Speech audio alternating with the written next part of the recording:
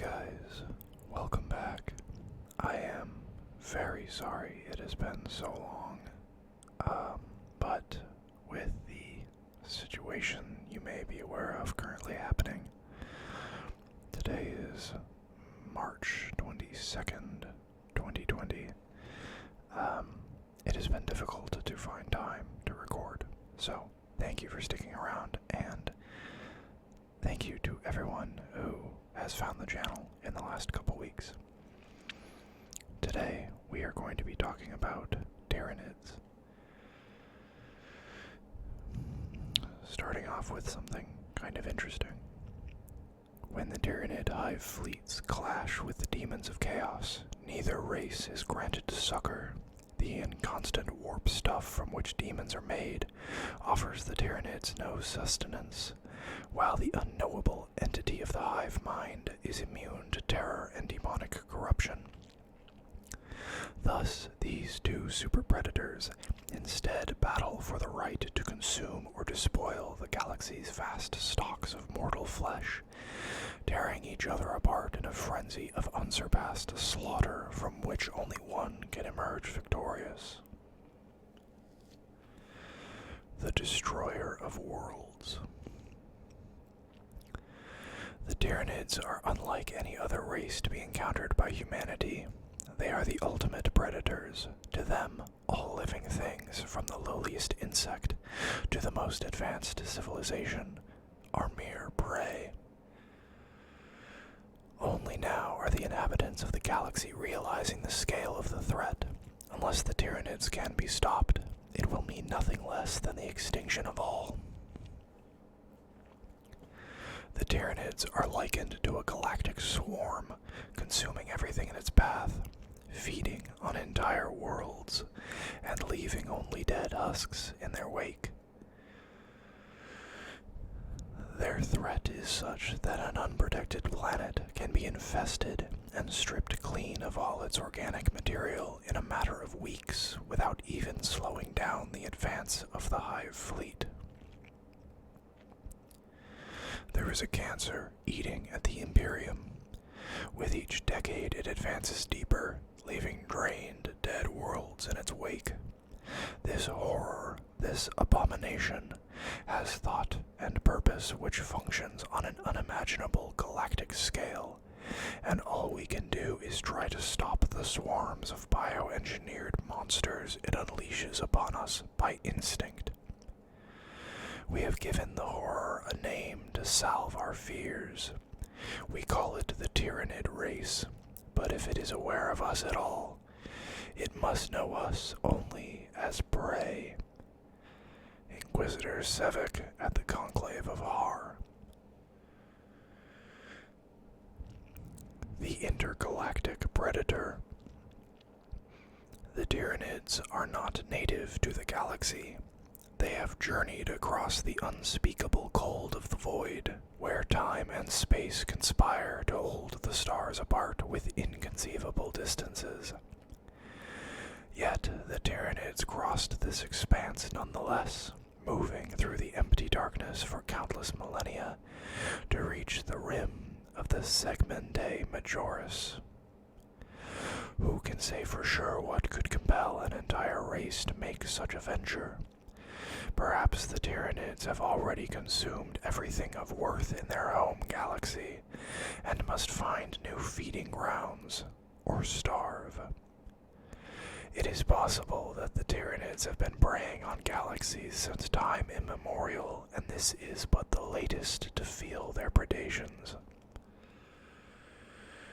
Some have even speculated that the Tyranids are in flight from an even greater threat, be it a cosmic disaster or another fearsome race, and have risked the nothingness between galaxies rather than face extinction.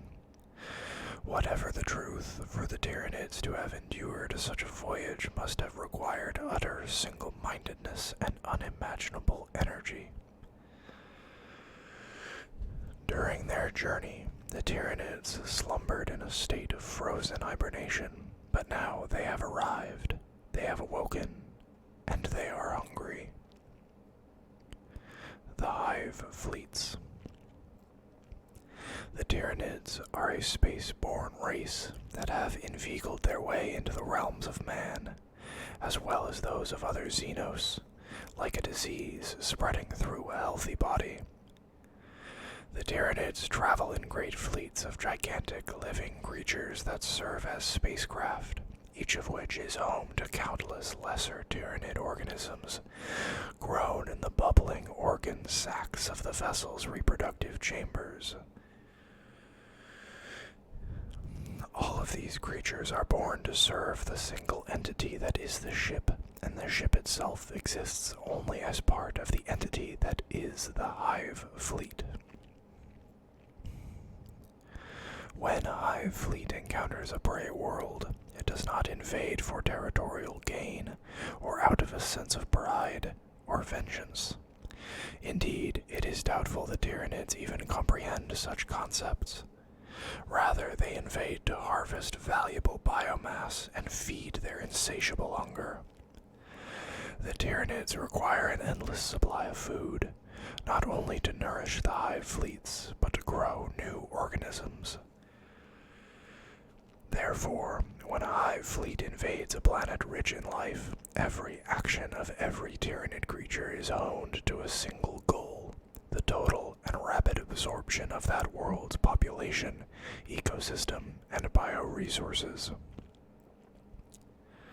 To this end, the Hive Fleets create an army with the express purpose of overcoming the prey world's defenders before it is stripped of every scrap of biomatter and devoured. Creatures of the Swarm. Tyranid warrior organisms are creatures of visceral horror, implacable monsters with razor-sharp claws which can tear a man apart in the blink of an eye, and grotesque biocannons that fire hungry, parasitic missiles into their prey's flesh. Every weapon and projectile used by the Hive Fleets is a living organism, grown from the reconstituted biomatter of previous invasions. Tyranids have no form of mechanical technology and, instead, harness an advanced form of biotechnology to create organic equivalents of the tools, weaponry, and ammunition used by other races. These creatures live in a highly symbiotic fashion, fusing into each other's flesh so that it is often impossible to say where one Tyranid creature ends and another begins. In this way, Tyranid warrior beasts wield living weapons that are literally extensions of their own bodies, each one a killing machine, perfectly adapted to slaughter its victims. The bioconstruct nature of the Tyranids makes them a terrible foe to face, for their armies contain a creature specialized for every conceivable facet of warfare, which can be altered and regrown to suit a battle's needs in a short span of time. Thus can a Hive Fleet adapt to generate a force capable of overwhelming any opposition, unleashing a vast throng of ferocious alien monsters that can fly, run, burrow, and stalk through the defenses of any foe. The Hive Mind. The Magos Biologus of the Imperium categorizes each Tyranid Hive Fleet as a separate force, an individual entity that competes with the other Hive Fleets for resources. Indeed, each is self-sufficient, appearing to exhibit different strategies and developing unique creatures to overcome its prey. However, the truth is more complex, for each Hive Fleet is but a splinter of one greater assemblage. The Tyranids' numbers are vast beyond counting, swarms so large that they block out the very stars. Yet each and every creature is but a single cell in the living body of a single superorganism. Every thought and action, every spark of life in the Tyranid race is bound and interlinked into a single unfathomable consciousness, a great entity that stretches across hundreds of light years of space. This gestalt sentience is known as the Hive Mind. It holds all Tyranids in a psychic bond that enables enables them to act in perfect synchronicity. Under the influence of this ancient consciousness, the Tyranids have fed on countless planets and devoured civilizations since time immemorial. The majority of Tyranid organisms have no distinct mind as a human would understand it, having been created to perform a single task to the exclusion of all else. Unless the implacable will of the hive mind instructs them to do otherwise, these organisms simply fulfill the functions for which they were created, acting on nothing more than instinct. Larger, more complicated Tyranid beasts have been grown to make limited decisions appropriate to current stimuli and situations, but even these actions are subordinate to the goals of the hive mind. The hive mind's influence is strongest in the vicinity of creatures such as Tyranid warriors and the feared hive tyrants. These beings are able to communicate with their kin not through language, but by a synaptic form of telepathy through which they relay and channel the will of the hive mind. Under the command of such creatures, the Tyranids operate in perfect unison, slaved to the psychic imperatives of a single communal intelligence. However, should the synapse creatures be slain, the link between individual creatures and the hive mind will be severed. Many of the lesser organisms will revert to their baser, animalistic behaviors. For this reason, the Tyranid swarms do not have only a single commander, but many, to ensure the hive mind's synaptic control is maintained across the entire Tyranid race. The shadows in the warp. The coming of a Tyranid Hive fleet is preceded by a smothering psychic signal that envelops entire star systems and disrupts all forms of warp travel and communication. Swallowed up by psychic static, whole worlds suddenly go deathly silent, giving no clues as to what is unfolding on the surface below, or of what terrors are about to befall. This is the shadow in the warp, and it heralds imminent invasion and horror. It is unknown if the shadow in the warp is created deliberately by the hive fleets, or if it is simply a byproduct of the hive mind's innate synaptic control. In any case, the shadow in the warp creates fear and panic wherever it falls, instilling a pervasive dread in the minds of a prey world's defenders, plunging entire planets into misery and despair. For highly psychic races such as the Eldari, or for luckless psychers caught within this enervating effect, the malaise is magnified tenfold. Should a psyker attempt to use his otherworldly abilities, the cerebral cacophony worsens even further. The psychic sound of a billion alien thoughts scratches at his mind, and unless he is particularly strong-willed, he will be pitched into an insanity where he will repeatedly utter phrases in a tongue impossible to properly pronounce. For races such as the Imperium of Man, whose means of interstellar communication and travel rely upon highly specialized psychers, such as astropaths and navigators, the shadow in the warp is one of the deadliest facets of the Tyranid menace. Bereft of their means to call for reinforcements or safely navigate surrounding space, the worlds of the Imperium are easily isolated from the wider galaxy. By the time the shadow in the warp falls, it is already too late. These beleaguered planets are effectively on their own. They must fend for themselves and face the Tyranid swarm with the weapons they have to hand, or die in the attempt. Destroyer of worlds. The Tyranids do not communicate with other races, and why should they do so? Tyranids are as far above other life forms, such as mankind, just as mankind is above the domesticated livestock it consumes. The Tyranids cannot be reasoned with, appeased, or surrendered to. mercy from such a foe. To face the Tyranids is simply a matter of survival. Kill or be consumed. Vast swaths of the galaxy have already been stripped of life, and with every passing year the Hive fleets push deeper into regions of populated space. Even as the prey races direct their forces to repel these threats, still more Tyranid fleets approach from the intergalactic void and emerge from their aeons-long slumbers. The thought processes of the Hive Mind are gathering pace as more Tyranids wake and recall the age-old purpose of their kind. Feed, grow, survive. A galaxy in flames.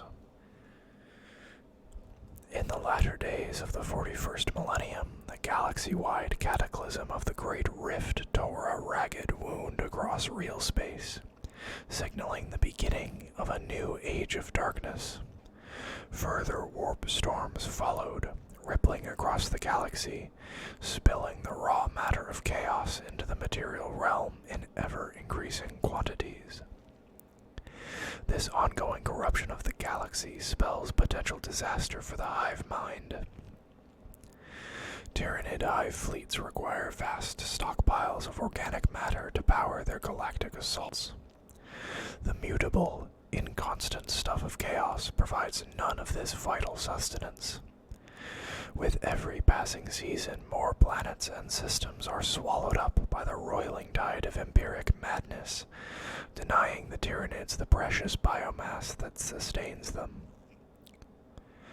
Yet the Tyranid race is defined by its ability to adapt in the face of danger. The timeless sentience of the Hive Mind has already developed new organisms and hunting patterns in the face of this peril.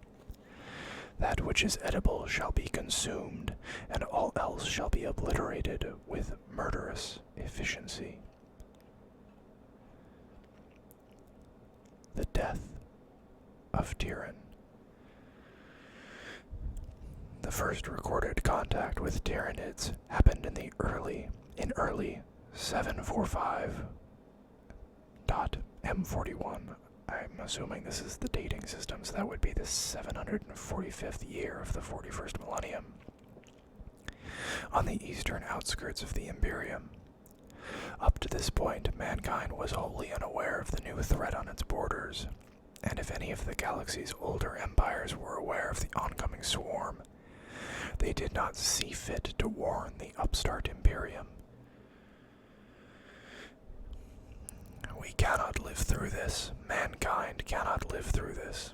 In a single day, they have covered this planet with a flood of living blades and needle-fanged mouths. Kill one, and 10 take its place. If they are truly without number, then our race is doomed to a violent death before every shred of our civilization is scoured away by a force more voracious than the fires of hell themselves. Death. By the machine god, death is here.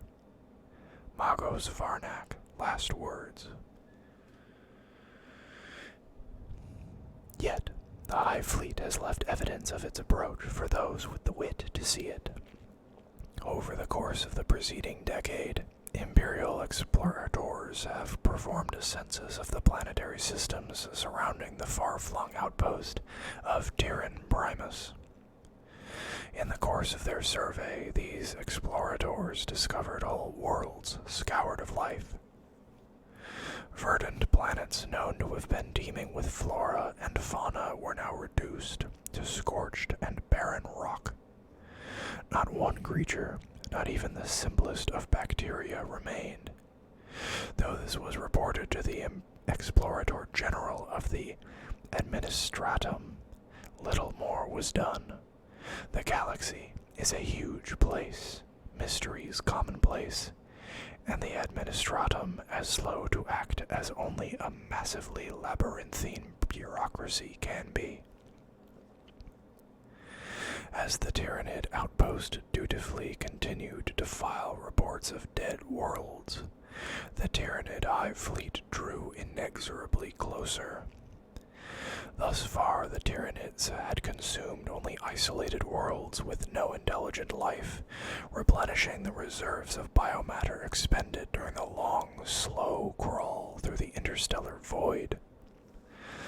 Now reinvigorated, the aliens descended upon Tyran Primus, the first of mankind's worlds to feel their wrath, and the invasion for which the Imperium would name their race. That the Tyran outpost had any warning at all was due to sheer chance. A survey ship, returning from cataloging another devoured world, encountered a cloud of unidentified objects on the edge of the Tyran system. Though crippled by peculiar fleshy mines on the edge of the cloud, the survey ship managed to escape and limp back to the Tyran Primus base, carrying with it a dire warning. A handful of days later, the invasion began. The outpost of Tyran Primus was no easy prey. Nestled deep in the ruins of an ancient chain of volcanic islands, this base was heavily fortified to resist the fearsome storms and sea creatures of Tyran's wild oceans, and its defenses did not end there.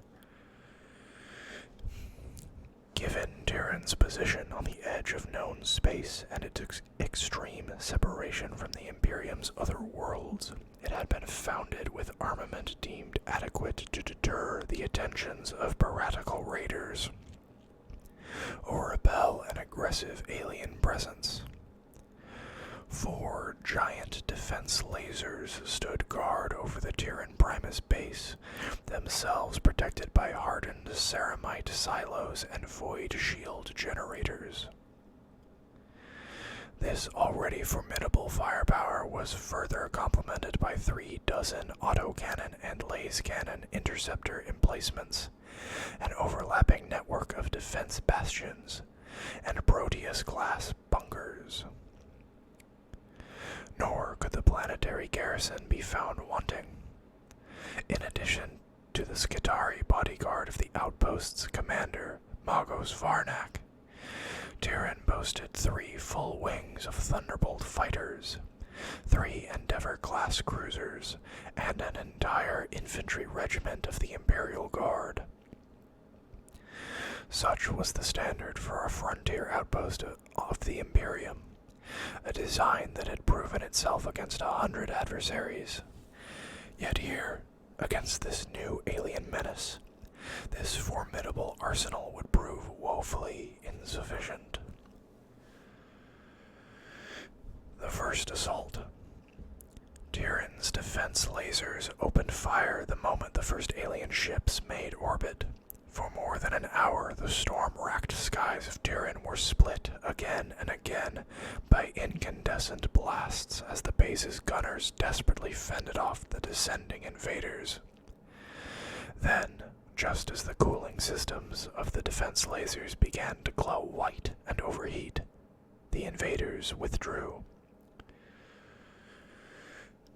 Perhaps buoyed by false confidence, Magos Varnak immediately ordered his small fleet to harry the withdrawing vessels.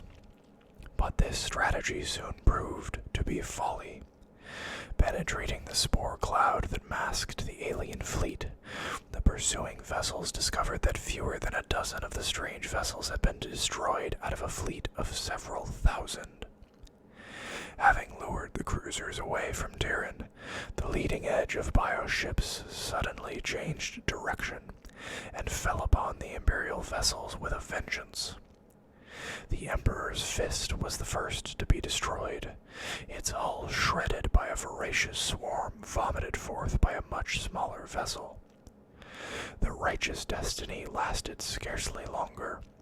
A cluster of tendrils drew its prow into a hive ship's gaping maw.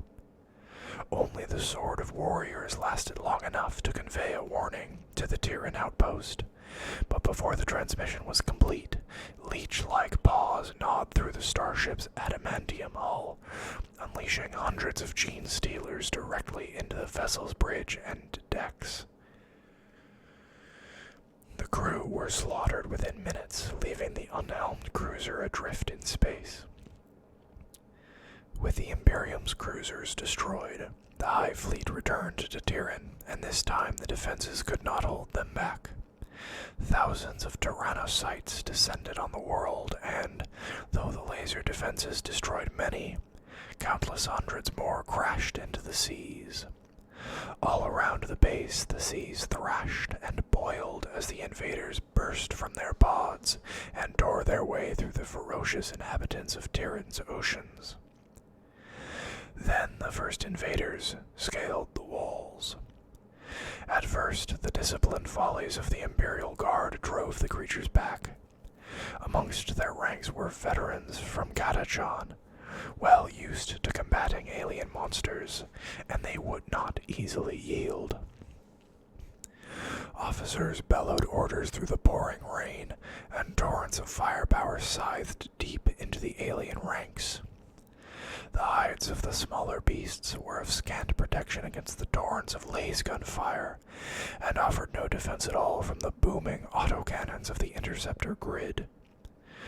Wave after wave of Hormagaunts and Gene Stealers were torn apart, their corpses choking the rain-lashed killing zones between the bastions. Thunderbolts darted through the skies above, expertly jinking through the lightning-chased skies, blasting apart incoming pods with precision fire before turning to intercept new targets. Then, the Northern Defense laser fell silent. Thousands of gargoyles had mindlessly thrown themselves into its throat, clogging the massive beam projectors with their incinerated corpses. Moments later, the Eastern Defense Laser Complex ceased firing as an enormous Carnifex rammed through the reinforced steel wall, trampled over the defenders, and hurled itself at the coolant lines. One by one, the Thunderbolt fighters tumbled from the skies, their engines choked by spores or their cockpits torn apart by shrieking harpies. As more and more of the defense network went dark, the Tyranids began to fall onto the base itself. The swarm triumphant. An hour later, and the Tyran outpost was as good as lost.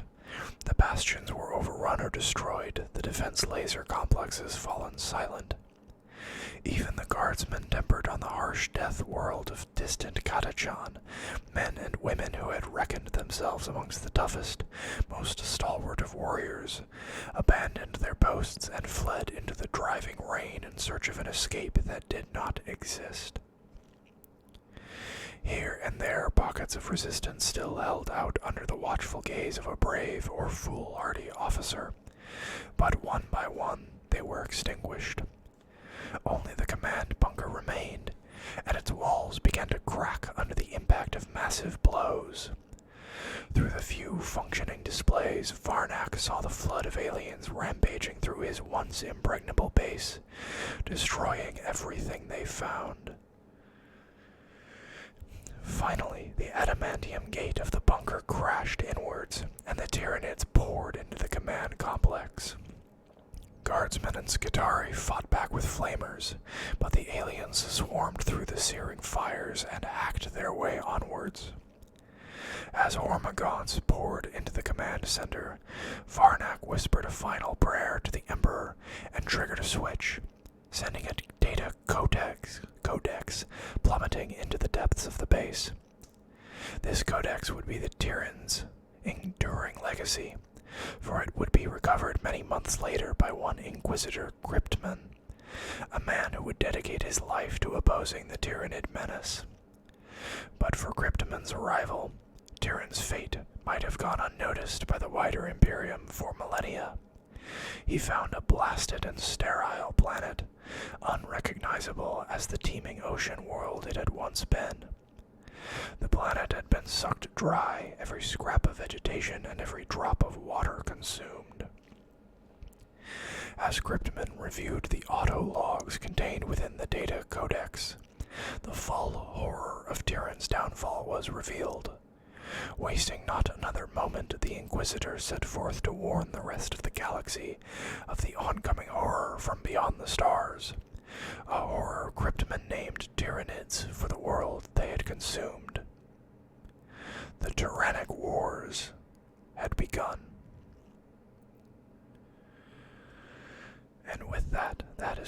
video is going to end. I hope you guys enjoyed it, and I hope you didn't mind me sort of gulping air here and there. The recent situation has not been good for my anxiety level. But yeah, I hope you guys enjoyed the video. Expect a lot more 40k coming down the line because I actually found a pretty good resource. So, if you like 40k, stay tuned. I'll see you guys later. Bye-bye.